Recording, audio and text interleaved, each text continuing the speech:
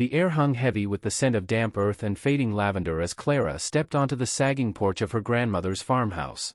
The old place, nestled in a valley of rolling Nebraska fields, creaked underfoot like it was exhaling a long-held breath. Cornstalks whispered in the distance, their brittle leaves catching the last amber light of dusk. Clara's boots scuffed against the weathered boards, kicking up dust that swirled in the cooling air.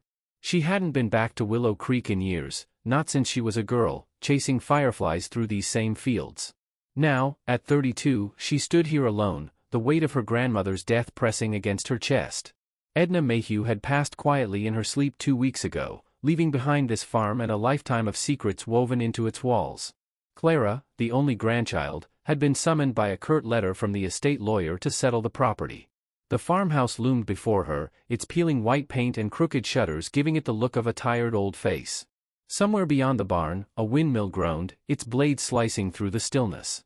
Clara shivered, though the evening was warm. Inside, the house smelled of must and memory, old books, dried herbs, and the faint tang of wood smoke. Clara set her duffel bag by the door and flicked on a lamp, casting a soft glow over the cluttered living room. Her grandmother's life spilled across every surface, mason jars filled with buttons, faded photographs in mismatched frames, and stacks of yellowed newspapers tied with twine. But it was the quilt draped over the back of the sofa that caught Clara's eye. It was unlike any of Edna's usual patchwork, chaotic, almost frantic, with jagged stitches and clashing scraps of fabric. A crimson square clashed against a patch of faded denim, and a strip of green velvet seemed to writhe against a gray flannel edge. Clara ran her fingers over it, feeling an odd chill. It wasn't beautiful. It was urgent. She shook off the thought and moved to the kitchen, where a note from the lawyer sat on the table: clear the house by week's end. Auction scheduled for Saturday. Clara sighed. She'd need help. Her grandmother had been a hoarder of stories as much as objects, and every corner of this place held something she'd want to understand before letting it go. By morning, Clara had called in reinforcements. First came Amos, the grizzled farmhand who'd worked for Edna for decades. He arrived at dawn, his pickup kicking up dust along the gravel drive. Amos was 60, maybe older, with hands like weathered oak and eyes that seemed to see through people. He knew every inch of the farm, its fields, its fences, its quirks. Edna was particular, he said, leaning against the porch railing, a wad of chew tucked in his cheek.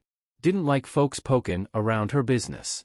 Next was Lila, the town's veterinarian and Clara's childhood friend. Lila breezed in with her braids swinging and a thermos of coffee, her boots leaving muddy prints on the porch. This place hasn't changed, she said, peering through the screen door. Still feels like Edna's about to yell at us for tracking dirt. Clara laughed, but it caught in her throat. Lila's warmth was a lifeline, but the house felt heavier today, like it was watching them. The third was Nate, the local sheriff's deputy, who showed up uninvited but not unwelcome. He was young, barely 25, with a nervous energy that made him fidget with his badge. Heard you were back, he said, tipping his hat. Figured I'd check in. Edna was, well, she was something else. Clara nodded, unsure why he was here but grateful for another pair of hands. Nate had grown up on a neighboring farm, and his stories about Edna's late-night walks through the fields hinted at a side of her grandmother Clara didn't know. They started in the attic, sorting through trunks of clothes and boxes of canning jars. Amos worked silently, hauling crates to the truck, while Lila chattered about the town's latest gossip, a missing union. But as they worked, Clara kept glancing at the quilt, now folded on a chair. Its stitches seemed to pulse in the corner of her eye, like a code she couldn't crack. It was Lila who found the first clue. She was clearing out the root cellar, a damp, earthen space beneath the kitchen, when she called up, her voice sharp with excitement. Clara, you need to see this. Clara descended the narrow steps, the air cool and thick with the smell of soil and decay. Lila pointed to a corner where the dirt floor had been disturbed, as if someone had scraped it flat. Kneeling, Clara brushed away loose earth, revealing a wooden trapdoor, its edges worn but sturdy. A rusted padlock held it shut, but the hinges were loose, suggesting someone had opened it recently. What the hell? Nate muttered, crouching beside her. His flashlight beam danced across the wood, catching faint scratches, marks that looked deliberate, like a pattern or symbol. Clara's heart thudded. Amos, she called. You ever see this before? Amos shuffled down, his face unreadable. He studied the trapdoor, then shook his head. Edna never mentioned no trapdoor. This cellar's just for storage, potatoes, jars, that kinda thing. But his voice was tight, and he wouldn't meet Clara's eyes. She noticed his hands, usually steady, twitching at his sides. Lila traced the scratches with her finger. These aren't random. Looks like letters? Or numbers? She squinted. Could be initials. Edna Mayhew? But what's the third letter? J, maybe. Clara's stomach twisted. Her grandmother had been a private woman, prone to long silences and cryptic sayings. A hidden trapdoor felt like something she'd keep secret, but why? And why the fresh dirt, as if someone had been here since Edna's death? Nate tugged at the padlock, but it held firm. We need a bolt cutter, he said. I can get one from the station, but it'll take an hour to drive back. Clara nodded, though her mind was racing. Who had been here? And what was worth hiding beneath a locked trapdoor? They returned to the kitchen, where the quilt lay like an accusation. Clara spread it out on the table, its chaotic patterns suddenly feeling less random. Look at this, she said, pointing to a cluster of stitches near the center, 3 tight, deliberate loops that mirrored the scratches on the trapdoor. EMJ. The same initials, if that's what they were. Lila gasped softly, and Nate leaned closer, his badge glinting in the lamplight. Edna was no artist, Amos said gruffly, breaking his silence. That quilt ain't like her others. She made it fast, last few months she was alive. Kept it close, like it was personal. His words landed heavily, and Clara caught a flicker of something in his eyes, guilt, maybe, or fear. Amos, Clara said, her voice low but firm, what aren't you telling us? He shifted, glancing out the window toward the darkening fields. The windmill's creak filled the silence, a slow, mournful rhythm. Ain't my place, he muttered. Edna's secrets were hers to keep. He turned away, but not before Clara saw his hands clench into fists. Lila broke the tension. We need to know what's under that trapdoor. If someone's been here, they might come back. She looked at Clara, her eyes bright with the same curiosity they'd shared as kids, sneaking into barns to hunt for treasures. But this wasn't a game. The air felt charged, like the moment before a storm. Nate volunteered to fetch the bolt cutter, but as he stepped toward the door, a low rumble shook the house. Not thunder, something closer, deeper. The floor vibrated beneath their feet, and a faint, eerie sound rose from below, like the scrape of metal on stone. Clara froze, her pulse hammering. The noise stopped as suddenly as it began, leaving only the hum of crickets outside. What was that? Lila whispered, her voice barely audible. Clara's eyes darted to the quilt, its stitches seeming to pulse in the dim light. She crossed to the cellar door and peered down, half expecting to see the trapdoor ajar. It wasn't. But the dirt around it looked fresher, more disturbed than before. Her breath caught as she noticed something new, a single, small object glinting in the shadows. She knelt, her fingers closing around a tarnished silver key, its bow etched with the same 3 letters, EMJ.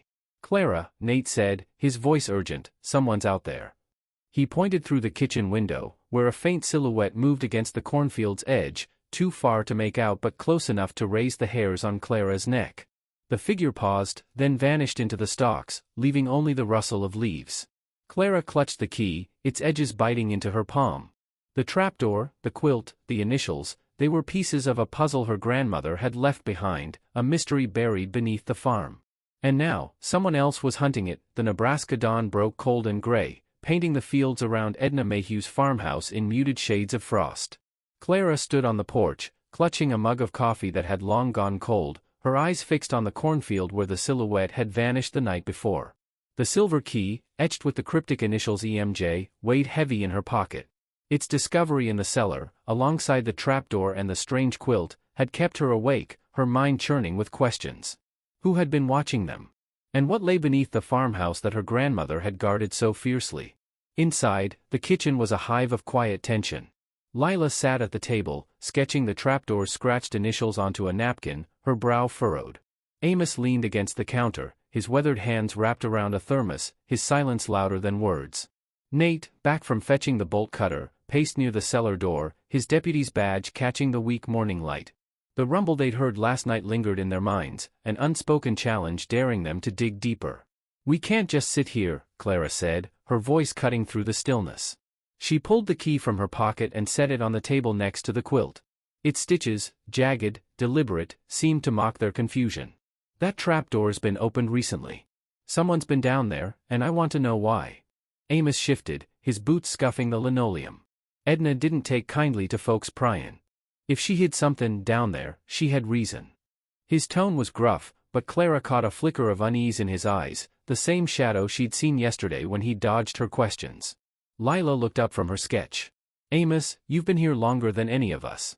If Edna was hiding something, you'd know. Spill it. Her voice was gentle but firm, the veterinarian's knack for calming skittish creatures now aimed at the old farmhand. Amos's jaw tightened, and for a moment, Clara thought he'd walk out. Then he sighed, his shoulders sagging. She was scared, toward the end. Kept talkin' 'bout protectin' the land.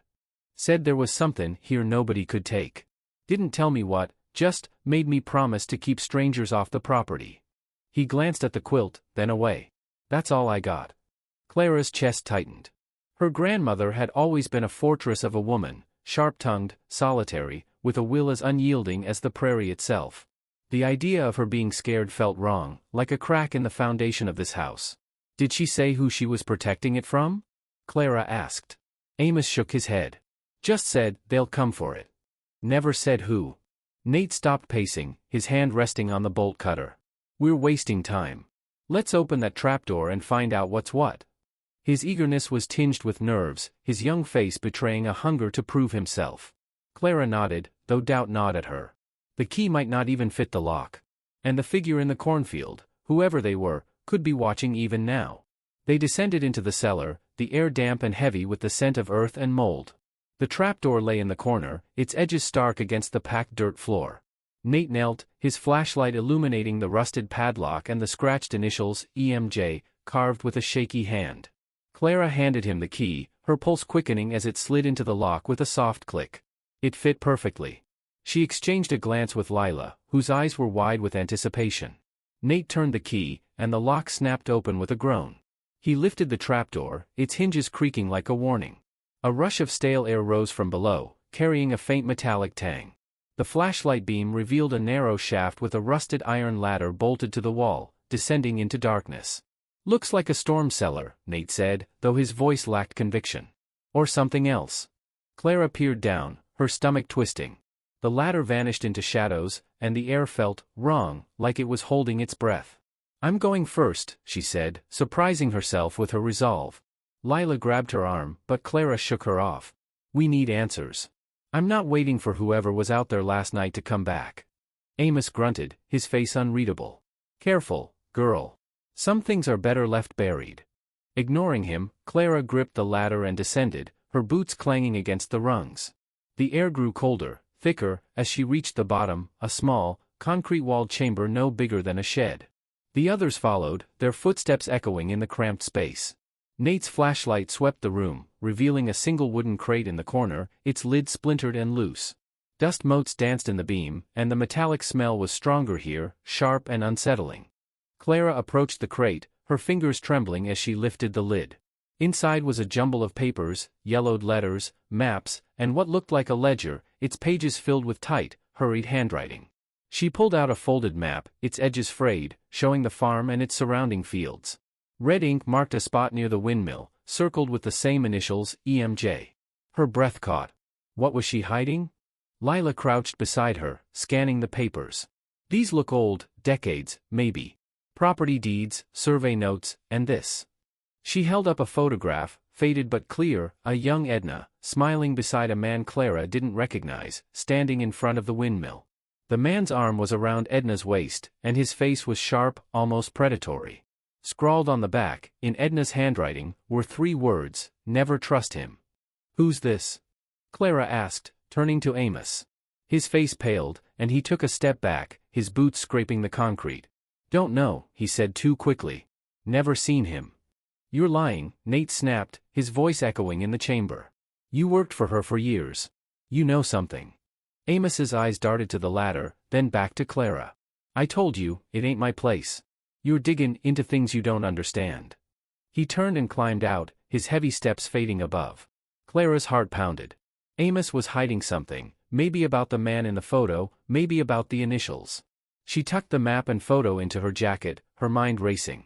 We need to check that spot by the windmill, she said. If Edna marked it, it's important. They emerged from the cellar, the morning light harsh after the dim chamber. The windmill loomed in the distance, its blades creaking in a slow, mournful rhythm. As they crossed the yard, Lila stopped short, pointing to the ground. Fresh boot prints, too large to be any of theirs, led from the cornfield toward the windmill, then vanished into the tall stalks. Clara's skin prickled. Someone had been here, maybe minutes ago. Nate drew his sidearm, his face tight. "Stay close," he said, leading the way. The windmill's shadow stretched across the field, its rusted frame groaning in the breeze. At its base, the ground was uneven, as if recently disturbed. Clara knelt, brushing away loose dirt to reveal a flat stone, its surface etched with the same initials, EMJ. Her fingers traced the letters, her mind flashing to the quilt, the trapdoor, the photo. It was all connected, but how? Lila gasped, pointing to the cornfield. There. A flicker of movement, another silhouette, darting between the stalks. Nate shouted and took off after it, his boots pounding the earth. Clara hesitated, then followed, Lila at her side. The corn closed around them, its leaves sharp against their skin, the air thick with the scent of sap and soil. They ran until their lungs burned, but the figure was gone, swallowed by the endless rows. Panting, they returned to the windmill, where Amos now stood, his face grim. "Told you to leave it alone," he said, his voice low. "You're stirrin' up trouble that ain't yours." Before Clara could respond, a sharp crack split the air, a gunshot, distant but unmistakable. It came from the direction of the farmhouse. Nate's hand went to his radio, but it crackled with static, useless in the valley's dead zone. Clara's heart seized. The key, the quilt, the papers, they'd opened a door to something dangerous, and now it was closing in. The gunshot's echo lingered in the Nebraska air, sharp and jarring against the rustle of cornstalks. Clara's heart hammered as she sprinted toward the farmhouse, Nate and Lila close behind, their boots pounding the hard-packed earth. Amos trailed slower, his face a mask of grim resignation, as if he'd known this moment was coming. The windmill's creak faded behind them, replaced by the farmhouse's looming silhouette, its sagging roof stark against the gray morning sky. The scent of frost and damp soil clung to Clara's lungs, mingling with a new, acrid tang, gunpowder. They reached the porch, where the front door hung ajar, its hinges groaning in the breeze. Nate drew his sidearm, motioning for the others to stay back. "Sheriff's deputy," he called, his voice steady but tight. "Show yourself." No answer came, only the faint drip of water from a leaky gutter, each drop a heartbeat in the silence. Clara clutched the silver key in her pocket, its etched initials, EMJ, biting into her palm. The map and photograph from the cellar, tucked inside her jacket, felt like a weight pulling her toward answers she wasn't sure she wanted. Nate eased inside, his flashlight cutting through the dim living room. Clara followed, her eyes darting to the quilt still draped over the kitchen table, its chaotic stitches glowing faintly in the morning light. Lila scanned the room, her veterinarian's instincts kicking in, searching for signs of life or violence. Amos lingered by the door, his hands shoved deep in his pockets, his gaze fixed on the floor. "Nothing's out of place," Nate said, lowering his gun but keeping it ready. He moved to the kitchen, where the cellar door stood closed, undisturbed. "Shot came from outside, I think. Maybe the barn." His voice wavered, betraying his youth. Clara nodded, her mind racing. The barn, sprawling, weathered, and half hidden by overgrown weeds, was a maze of shadows, a perfect place for someone to hide. They crossed the yard, the grass crunching underfoot, the air heavy with the scent of hay and rust. The barn's double doors were slightly open, a sliver of darkness beckoning. Clara's stomach twisted as she noticed fresh tire tracks in the mud, leading from the gravel drive toward the cornfield. They were deep, recent, and unfamiliar, not Amos's truck, not Nate's cruiser. Someone else had been here. Inside the barn, the air was thick with dust and the sweet rot of old hay. Sunlight slanted through gaps in the warped boards, illuminating stacks of rusted tools, coils of rope, and a tractor that hadn't run in years. Nate's flashlight swept the corners, catching a glint of something metallic near the back wall. Clara moved toward it, her boots scuffing the dirt floor, and froze. A single bullet casing lay in the dust, its brass surface catching the light. 9mm, Nate said, kneeling to inspect it. "Not mine." Lila's sharp intake of breath drew their attention. She pointed to the wall, where a plank had been pried loose, revealing a hollow space. Inside was a small, leather-bound journal, its cover cracked and faded. Clara's pulse quickened as she reached for it, her fingers brushing the rough leather. The journal smelled of mildew and time, and its pages were filled with Edna's tight, angular handwriting. But one page stood out, marked with the same red ink as the map from the cellar. It read, "They know. The windmill's not enough. Jay will come for it." J, Clara whispered, the initial matching the scratches on the trapdoor, the quilt, and the key. Who's J? She turned to Amos, who stood near the barn door, his face pale. Amos, you knew her better than anyone. Who was she afraid of? Amos's jaw clenched, his eyes darting to the journal. I told you, Clara, some things ain't meant to be dug up. Edna had her reasons. His voice was low, almost a growl, but there was a tremor in it, a crack in his usual stoicism. Reasons? Nate snapped, stepping closer.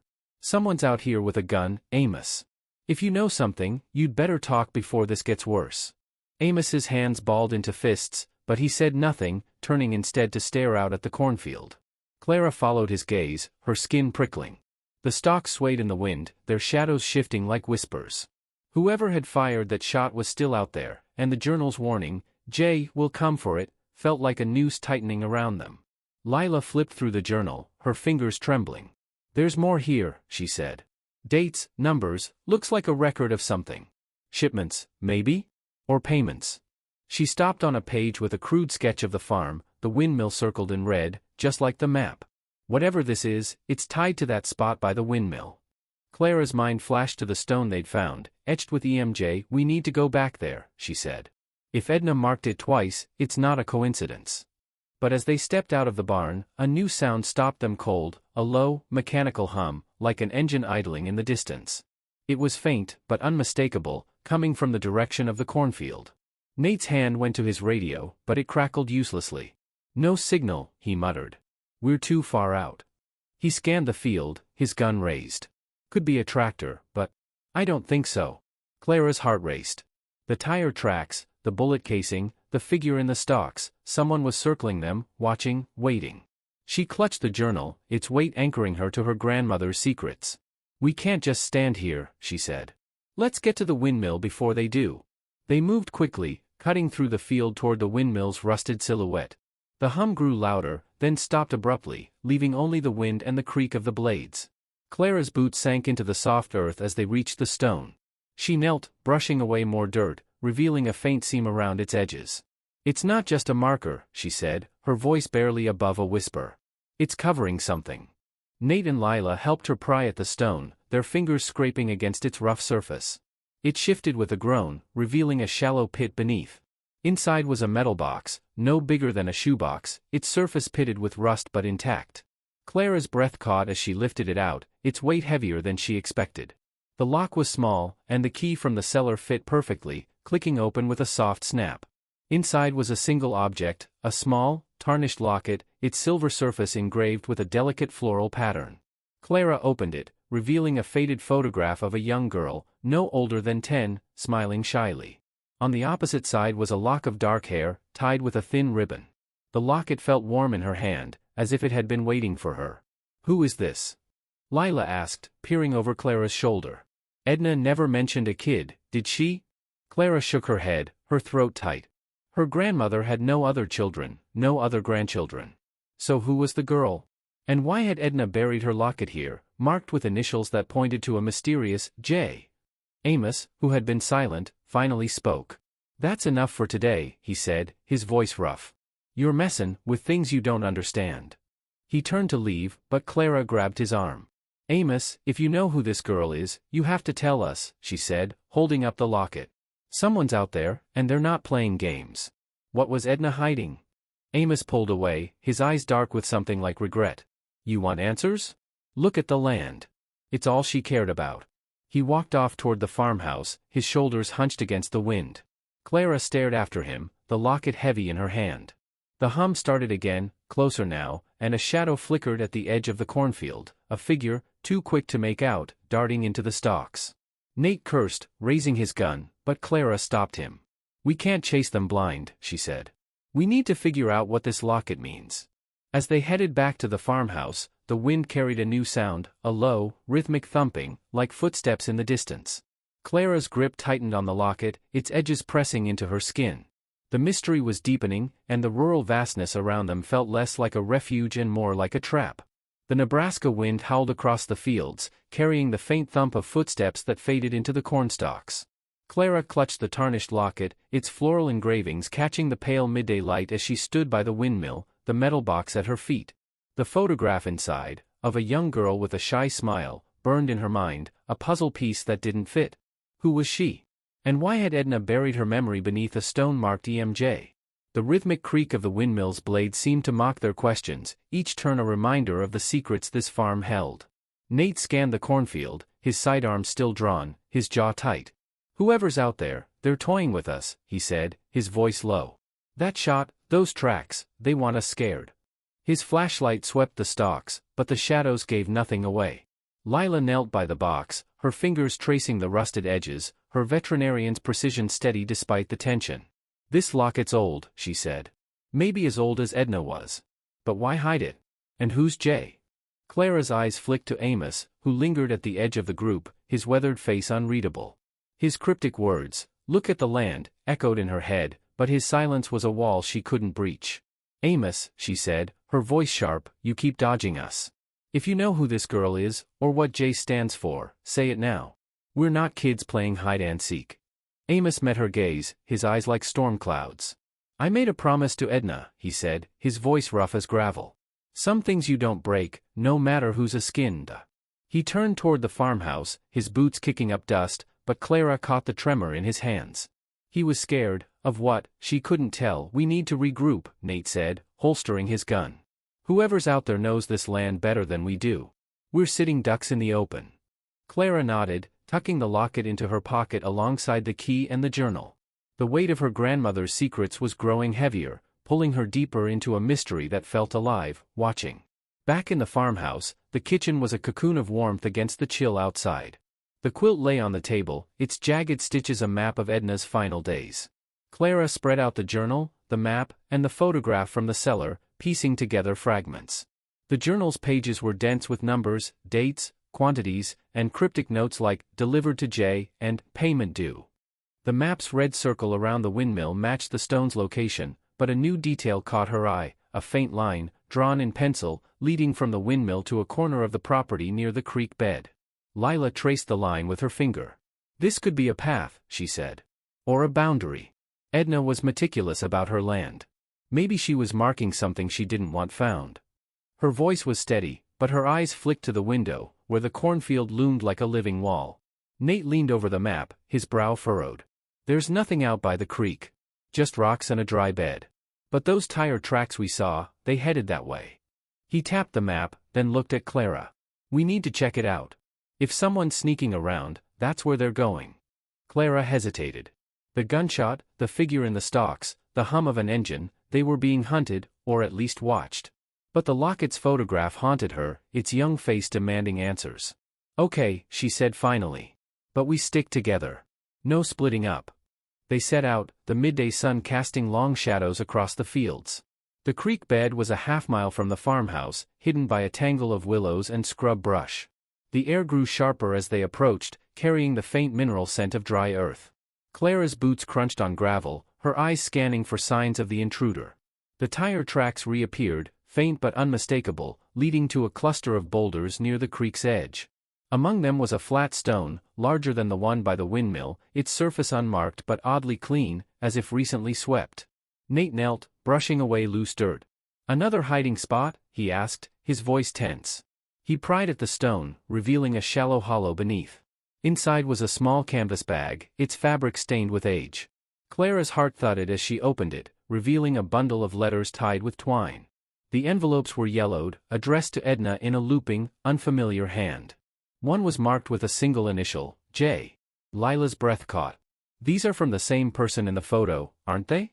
The man with Edna." She opened a letter, her eyes scanning the faded ink. "It's personal. Love letters, maybe? But listen to this, you can't keep it from me forever. The land's mine by right." Clara's stomach twisted. The land. Amos's words echoed again, but now they carried a new weight. Was Jay someone from Edna's past, claiming a stake in the farm? And what did the girl in the locket have to do with it? She glanced at Amos, who stood a few paces away, his face pale. "Amos," she said, holding up the letters, "is this Jay? Someone who wanted the farm?"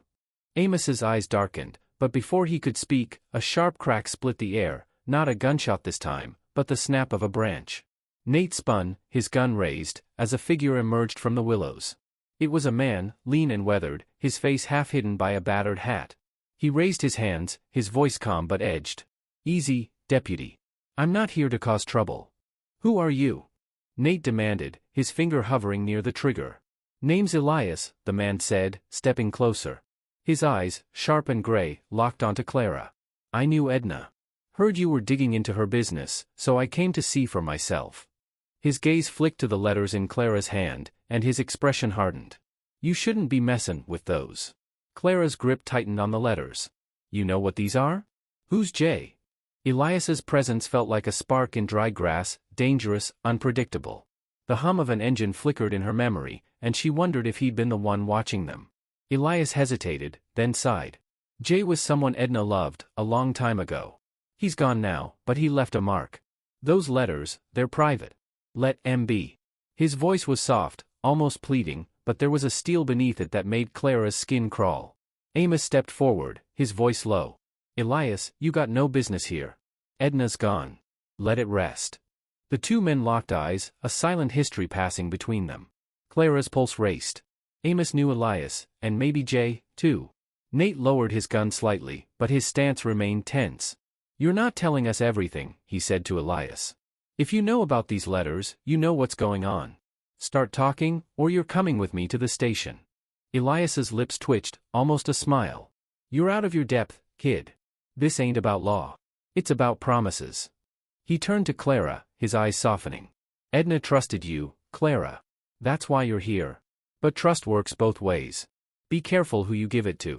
Before anyone could respond, Elias turned and slipped back into the willows, his footsteps silent. Nate started after him, but Clara grabbed his arm. "Let him go," she said, her voice shaking. "He's not the one shooting at us." But doubt gnawed at her. Elias knew too much, and his warning felt like a threat. As they headed back to the farmhouse, the letters heavy in Clara's hands, a new sound broke the silence, a low, rhythmic thud, like a heartbeat in the earth. It came from the direction of the barn, where a faint light flickered through the cracks in the walls. Clara's breath caught. Someone, or something, was waiting for them, and the secrets of the locket, the letters, and the land were pulling them toward a truth they might not survive. The flickering light in the barn pulsed like a signal, casting jagged shadows across the Nebraska fields as Clara and the others approached. The rhythmic thud they'd heard grew louder, a steady beat that seemed to rise from the earth itself, syncing with Clara's racing pulse. The bundle of letters, tied with twine and heavy with Edna's secrets, weighed in her hands, their words, the land's mine by right, burning in her mind. The locket in her pocket, with its photograph of an unknown girl, felt like a key to a lock she hadn't yet found. Elias's cryptic warning echoed, "Be careful who you trust." But with a gunshot, tire tracks, and a stranger slipping through the willows, trust was a luxury Clara could no longer afford. Nate led the way, his sidearm drawn, his flashlight cutting through the dusk.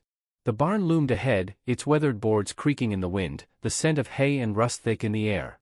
Lila stayed close, her eyes scanning the shadows, while Amos trailed behind, his silence heavier than ever.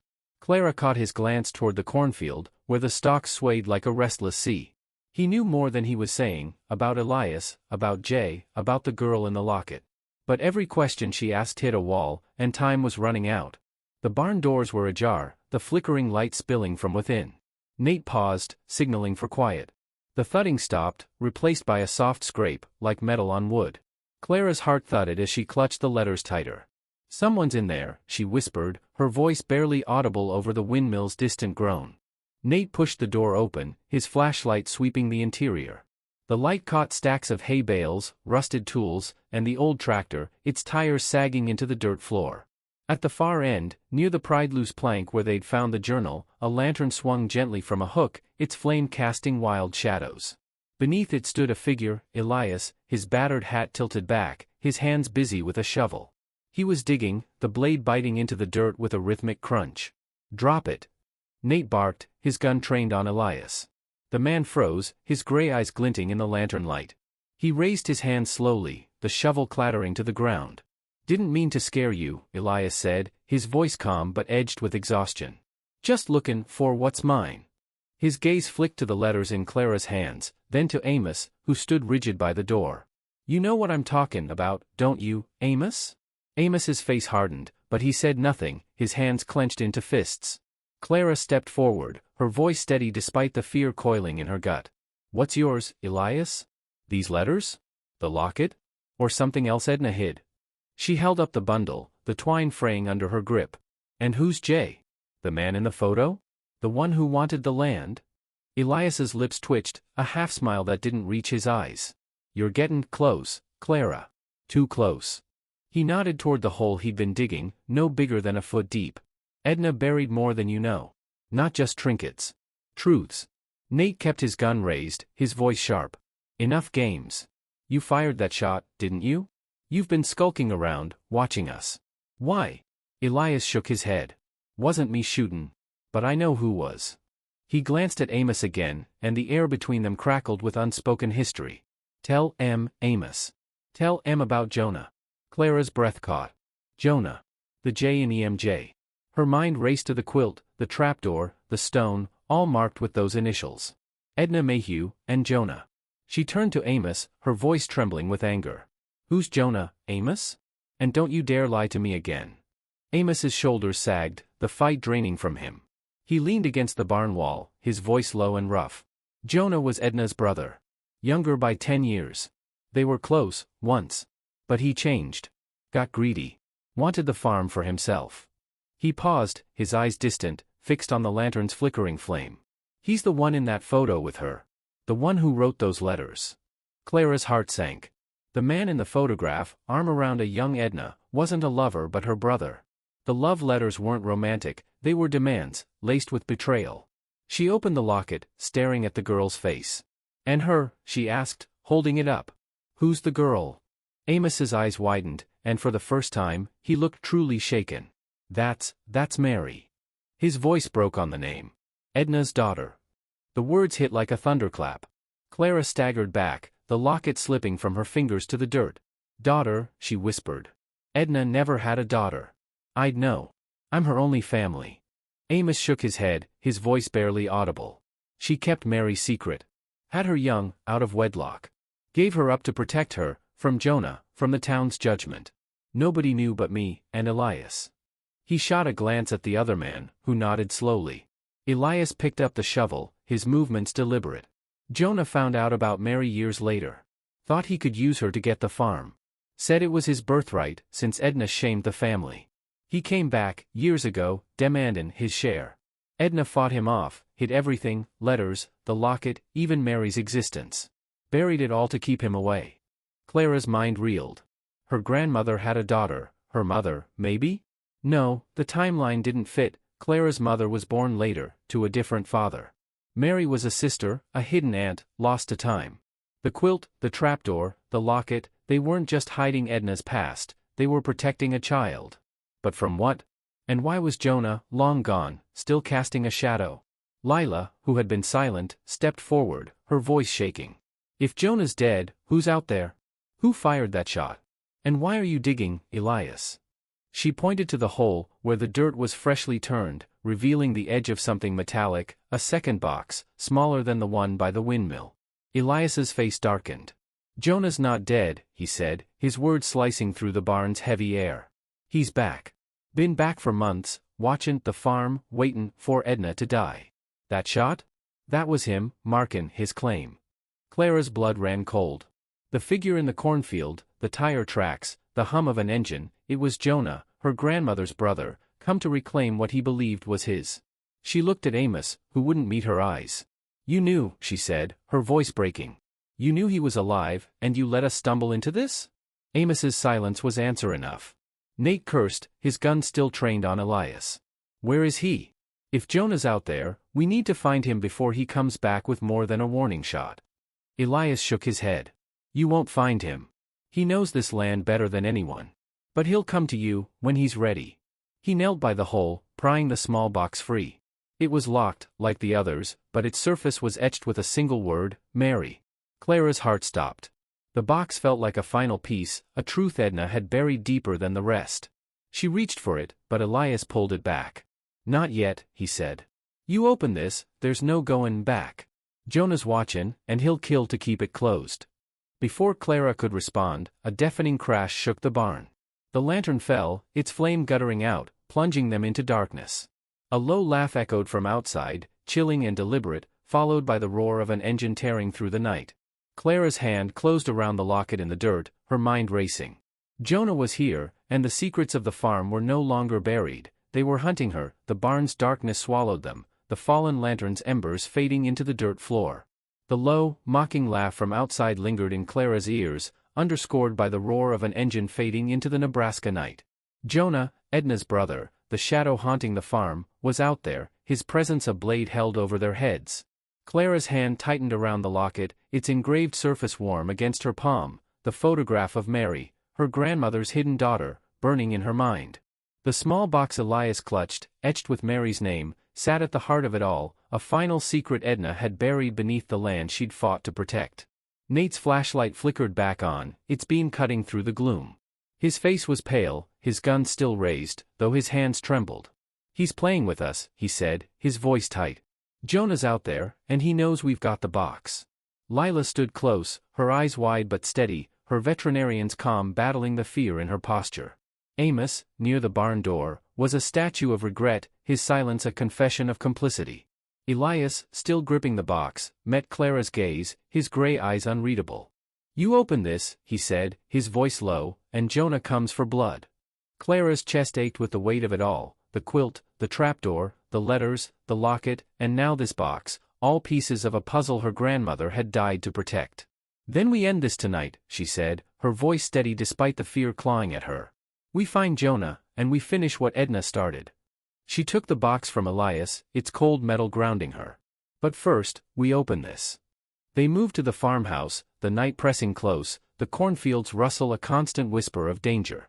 Inside, the kitchen was a fortress of light against the darkness outside. Clara set the box on the table beside the quilt, its jagged stitches seeming to pulse with intent. The journal, map, and letters lay scattered, each a thread in Edna's story. Nate bolted the door, his radio still useless in the valley's dead zone. Lila lit a second lantern, its glow casting shadows that danced across the walls. Clara inserted the silver key into the box's lock, her hands shaking as it clicked open. Inside was a single document, a handwritten will, dated 30 years ago, in Edna's angular script. It named Mary as the sole heir to the farm, with a note, "To my daughter, hidden but never forgotten. This land is yours, not his." A second paper, folded tightly, was a birth certificate for Mary Mayhew, born to Edna, father unknown. Clara's breath caught. Mary was real, alive somewhere, and Edna had guarded her legacy with every secret she'd buried. "Jonah wanted the farm," Elias said, his voice heavy. "He found out about Mary when she was a girl. Threatened to expose Edna's shame to the town, to take the land through legal claims. Edna gave Mary up to keep her safe, sent her to a family out of state. But Jonah never stopped hunting. When Edna got sick, he came back, thinking the farm was his for the taking. Amos finally spoke, his voice raw. "I helped her hide it all, the will, the locket, the letters. She made me swear to keep Jonah away. I thought he was gone for good, until last month." His eyes met Clara's, filled with guilt. "I saw him skulking near the windmill. Didn't tell you, 'cause I thought I could handle it." Clara's anger flared, but she pushed it down. There was no time for blame. "Where's Mary now?" she asked. "Is she alive?" Elias nodded. "She's out there, livin' quiet. Edna made sure of it. But Jonah knows, and he'll do anything to keep her from claimin' this land." A sudden crash shattered the silence, a window in the living room exploding inward, glass scattering across the floor. A rock rolled to a stop, wrapped in a scrap of paper. Nate lunged to the window, gun raised, but the cornfield was empty, its stalks swaying under the moon's pale light. Lila unfolded the paper, her hands trembling. Scrawled in red ink were 3 words, "Give me the will." Clara's heart pounded. Jonah was close, his desperation palpable. She clutched the will, its paper fragile but heavy with meaning. "He's not getting it," she said, her voice fierce. "This is Mary's. Edna wanted her to have it." Nate's face hardened. "Then we draw him out. Use the will as bait." He glanced at the map, pointing to the creek bed where they'd found the letters. "That's his ground. He's been hiding there, watching. We set a trap." They planned quickly, driven by the ticking clock of Jonah's threat. Clara would carry the will to the creek bed, visible enough to lure him. Nate would flank the area, using the willows for cover. Lila and Elias would watch from the farmhouse, ready to signal if Jonah approached from another angle. Amos, despite his guilt, insisted on joining Clara. "I owe Edna that much," he said, his voice breaking. Under the moon's cold glow, Clara and Amos moved toward the creek bed, the wool tucked into her jacket. The air was sharp with frost, the scent of dry earth and willow bark thick around them. The creek's boulders loomed like sentinels, their shadows deep and unforgiving. Clara's boots crunched on gravel, each step a challenge to Jonah's claim. She held the will aloft, its edges catching the moonlight, a beacon in the dark. A rustle broke the silence, and Jonah emerged from the willows, his face gaunt and weathered, the man from the photograph aged by decades of bitterness. He held a pistol, its barrel glinting. "You got no right to that," he said, his voice a low growl. "That land's mine. Edna stole it." Clara's heart raced, but she stood her ground. "It's Mary's," she said, holding up the will. "Edna chose her. You lost your claim when you betrayed her." Jonah's eyes narrowed, his gun steady. "Mary's a ghost. She don't deserve it." He stepped closer, and Clara saw the desperation in his face, the hunger that had driven him to haunt this land for years. Amos stepped forward, his voice steady. "You're done, Jonah. You ain't talking this from Edna's blood." His hand moved to his belt, revealing a knife, its blade catching the moonlight. Clara's breath caught. Amos had planned for this. Before Jonah could react, a shout rang out, Nate, charging from the willows, tackling Jonah to the ground. The gun fired, the shot wild, splintering a boulder. Clara dove behind a rock, the will clutched tight, as Nate wrestled Jonah into submission, cuffing his wrists with a deputy's efficiency. Lila and Elias ran from the farmhouse, their lantern bobbing in the dark. Jonah's curses filled the air as Nate hauled him to his feet. "You can't keep it from me," he snarled, his eyes wild. But Clara saw the truth in his defeat. The land was Mary's, and Edna's will had prevailed. Back at the farmhouse, they sat in silence, the will on the table, the locket beside it. Clara's hands trembled as she traced Mary's photograph. "We need to find her," she said. "She deserves to know." Elias nodded. "I know where she is. I'll take you to her, when you're ready." His voice was soft, a promise kept. Amos looked at Clara, his eyes wet. "I'm sorry," he said.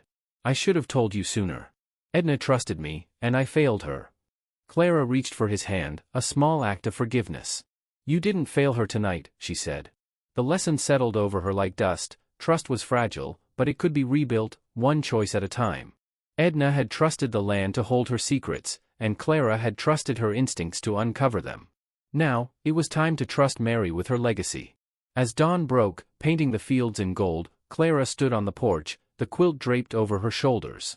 The windmill creaked, a steady rhythm of resilience. Somewhere, Mary was waiting, and the farm, Edna's heart, would be hers. But a question lingered, soft as the morning breeze: would Mary want it, or would the land's secrets keep her away?